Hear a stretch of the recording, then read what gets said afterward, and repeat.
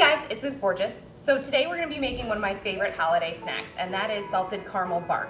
So the first step here is to line a pan or a cookie sheet with a piece of tin foil. Then what we're going to do is line our cookie sheet with a bunch of different saltine crackers all the way across the pan. The next thing we're going to do is we're going to make our caramel.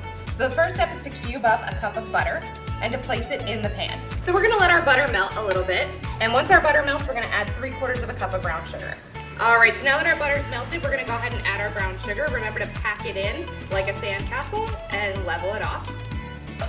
And this is gonna turn into a nice caramel sauce, and we're gonna let it boil. See how it's getting nice and frothy? We know it's getting done there. And we're gonna go ahead and pour this right over top of our crackers.